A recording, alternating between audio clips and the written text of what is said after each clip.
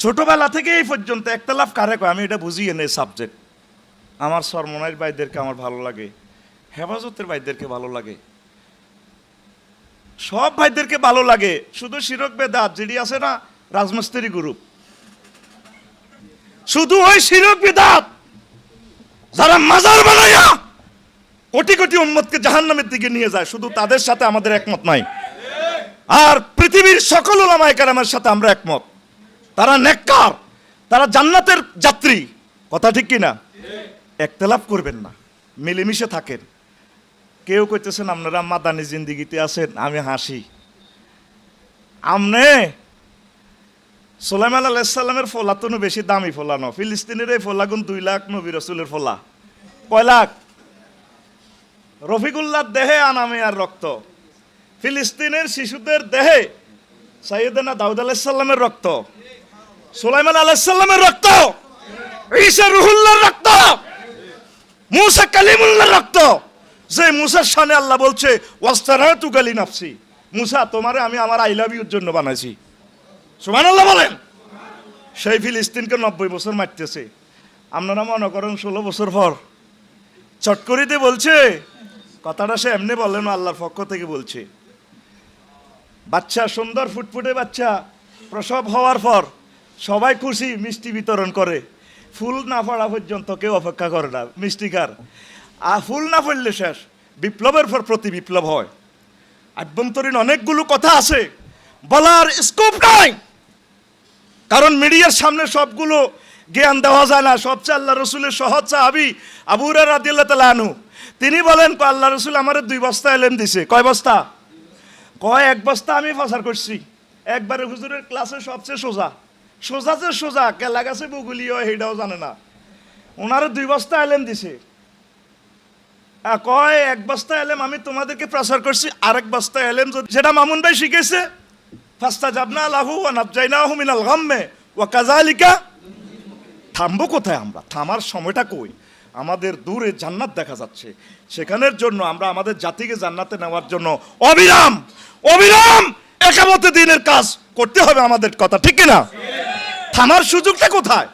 প্রিয় বন্ধুরা, একটা হাদিস বলছি, আনাস রাদিয়াল্লাহু তাআলা আনহু বলছেন, আতাইতুন নবী সাল্লাল্লাহু আলাইহি সাল্লাম ও মাই ওয়াসিফুন বারবারিয়ুন।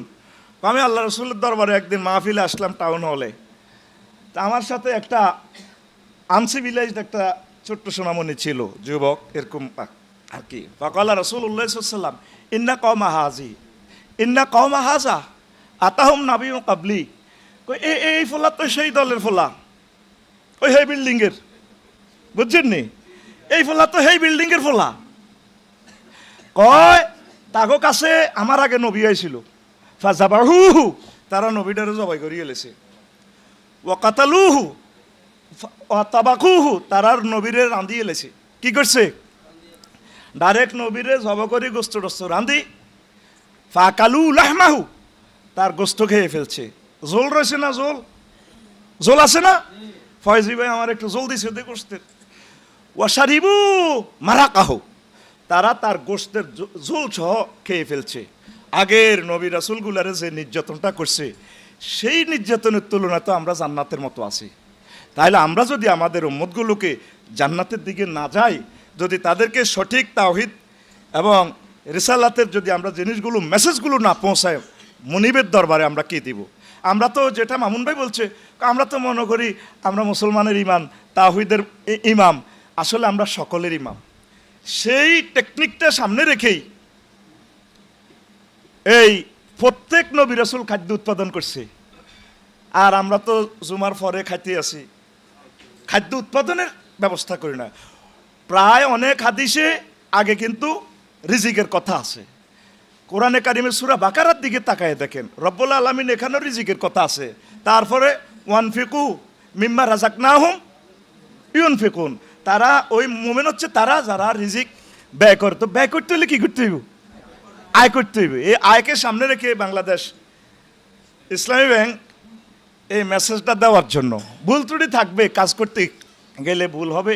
এখানে মোদারাবা, মোরাবাহা, জেহালাতুল মবিতে, বায়ু সেকাক, অনেকগুলো প্রবলেম আছে। তো 100% আমরা ট্রানজ্যাকশন বাংলাদেশ ব্যাংকের সাথে করতে গেলে বহির্বিশ্বের সাথে করতে গেলে এখানে হালাল হারামের প্রশ্ন জাগে। তবুও তো চেষ্টা করতেছি, যেখানে নামাজের সময় নামাজ হয় আমরা চেষ্টা করতেছি। এই সুন্দর একটা জবাব দিয়ে আমরা এই প্রতিষ্ঠানকে, এটা আল্লাহর জন্য বলছি, এখানে আসছি তাদের জন্য নয়, আমরা আমাদের একটা ইকোনমিক্যালি একটা বড় প্রতিষ্ঠানের দরকার। রব্বানা আতিনা ওয়াফিল আখিরাতে, এ কথাটা কেন বলছি? এই যে 10,000 12,000 টাকার জন্য হুজুরের দিকে চাই যান, আমি আমার কলবের দিকে মোতাবাজ্জি আছি, আমার কলব হযরত মুরিদের পকেটের দিকে মোতাবাজ্জি আছে। দেখেন মুহাম্মদুর রাসূলুল্লাহ জিবরিল আমিনের ফোন করবার আগে হাজির, বস কি জন্য ডাক দিছেন? সেই মুহাম্মদ সাল্লাল্লাহু আলাইহি সাল্লাম সহিহ আল বুখারীর হাদিস, কুনতু আরা গানাইমা মক্কা বিদিরহামাইন, আমি 2 টাকা দিই, আমি মুহাম্মদ আবু জাহলের গো ছাগল চড়াইছি। কি চড়াইছি?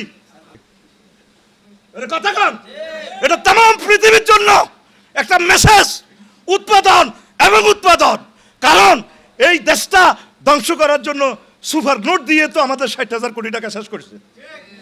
একটা একামতের দিনকে যদি আপনি দ্বার প্রান্তে নিতে হয়, বিজয় এবং স্বাধীনতার ফসল যদি রন্ধে রন্ধে প্রতিটা ডোর টু ডোর পৌঁছাতে হয়, ইকোনমিক্যালি বিপ্লবেরও দরকার।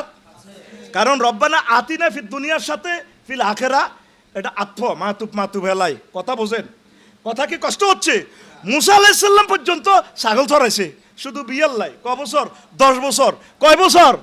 এ ছাগল চড়াই এমন বরকত হয়েছে ফাহারমে, এক কূপ থেকে কিছু পানি খাওয়াইছে, কই ও এবছর যা ছাগল লইব তুমি ভাইবা। এবার ওই কূপে এমন বরকত দিছে আল্লাহ, কালা রঙের হাজার হাজার ছাগল।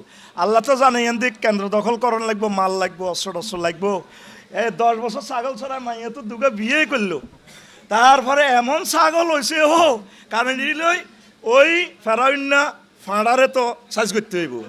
তাইলে দেখেন, দেখা যায় কিন্তু ছাগল ছড়ানি প্রত্যেক নবী রাসূল আগে ছোট কাজ করছে, তারপর আল্লাহ রাব্বুল ইজ্জত তাদের মান সম্মান আর সওয়াজিবি নিয়ে গেছে।